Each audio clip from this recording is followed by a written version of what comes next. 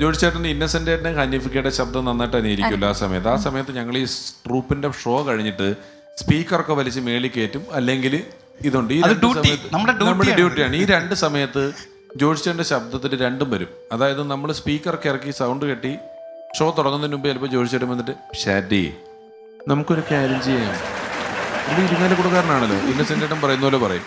അത് കഴിഞ്ഞിട്ട് നമ്മൾ ട്രൂപ്പിന്റെ വണ്ടി കയറി ജോർജ് ചേട്ടാ സ്പീക്കറിങ് എടുത്തു തന്ന ഈ സ്പീക്കർ എടുത്തോ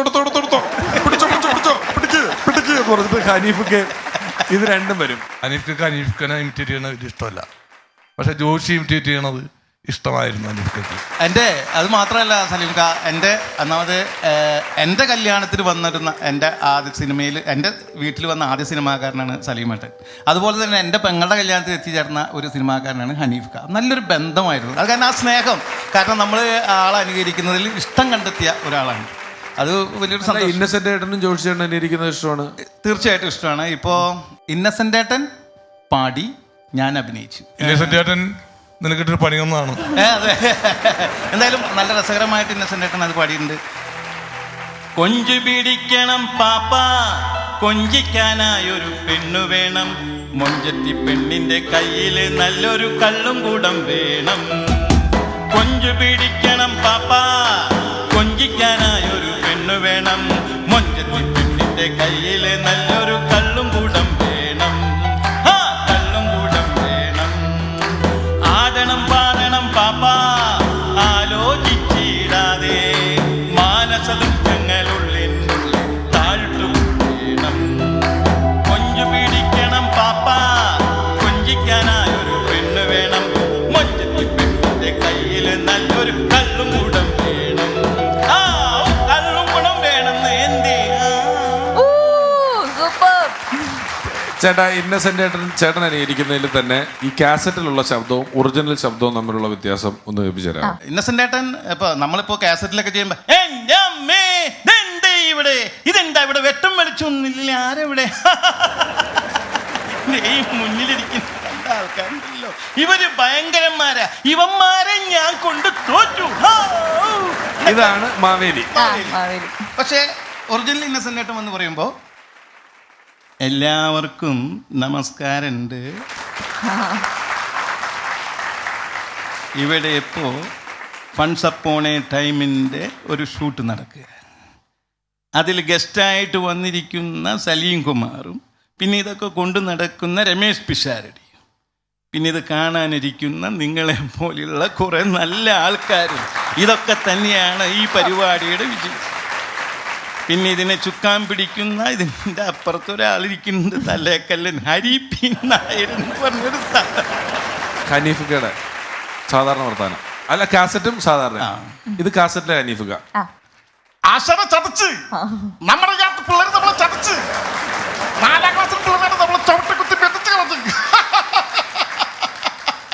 കളഞ്ഞ് സലീമ കുത്തി പലത്തടാ പത്തിയത് എന്റെ പൊന്ന് കീരിക്കാടൻ ചോദിച്ച് ചത്ത്. എന്തല്ലേ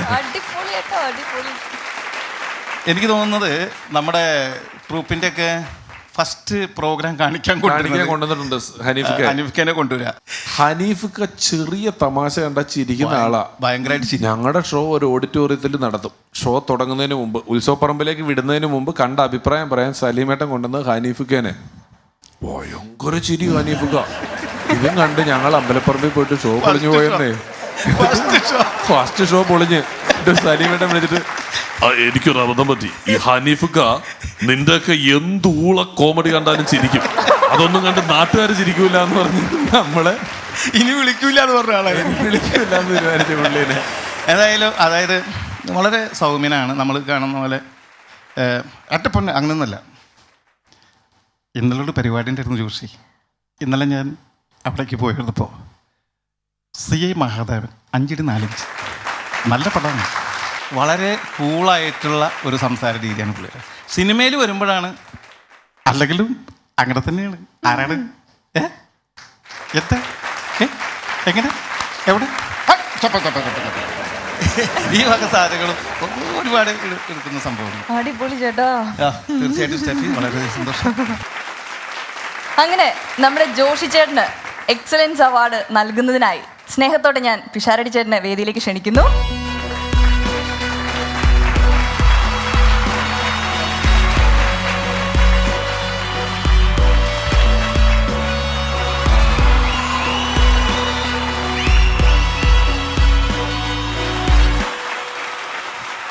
ശ്രീ കലാഭവൻ ജോഷി, ഞങ്ങളുടെ ജോഷി ചേട്ടൻ 2 വർഷം ഒരു ട്രൂപ്പിലുണ്ടായിരുന്നു. അതിനുശേഷം എത്രയോ പ്രോഗ്രാമുകൾ ഒന്നിച്ച് ചെയ്തിട്ടുണ്ട്.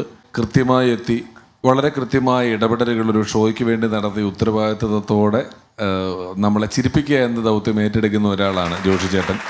ഒരുപാട് ശബ്ദങ്ങൾ ജോഷി ചേട്ടനെ എനിക്കറിയാം. പക്ഷേ ഇന്നസെൻ്റ് ചേട്ടൻ്റെയും കൊച്ചിൻ കണ്ടിഫയുടെയും ശബ്ദം എന്തുകൊണ്ട് നമ്മൾ പറയുന്നു എന്ന് വെച്ചാൽ അദ്ദേഹം ഏറ്റവും പെർഫെക്റ്റായത് ഫിൽട്ടർ ചെയ്ത് ചെയ്യണമെന്ന് ആഗ്രഹിക്കുന്ന ഒരാളായതുകൊണ്ട് എപ്പോഴും നമ്മൾ അതിലേക്ക് തന്നെ ഫോക്കസ് ചെയ്യുന്നതേ ഉള്ളൂ.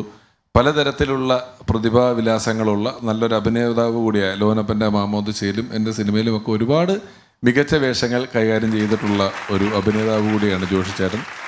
ആദ്യമേ പറഞ്ഞതുപോലെ എൻ്റെ ജീവിതയാത്രയിലെ നാഴിക കല്ലുകളിലൊന്നായി മാറിയിട്ടുള്ള വ്യക്തിത്വങ്ങളിലൊന്നുകൂടിയാണ് അദ്ദേഹം. ഞങ്ങളുടെ ക്ഷണം സ്വീകരിച്ചെത്തിയതിന് വളരെ നന്ദി.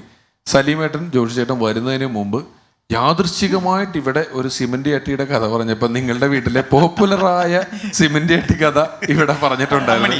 അമ്മയുടെ കഥ ഇന്ന് ഇവിടെ പറഞ്ഞു വീണിട്ടുണ്ടായിരുന്നു. ഞാനിപ്പോ പറഞ്ഞു സലീമേനോട് അതൊരു വലിയ യാദൃശ്ചികതയാണെന്ന്. എനിവേ ജോഷി ചേട്ടാ, thank you very much. Thank you. Thank you Joshi ചേട്ടാ. താങ്ക് യു ജോഷി ചേട്ടാ. Thank you very much.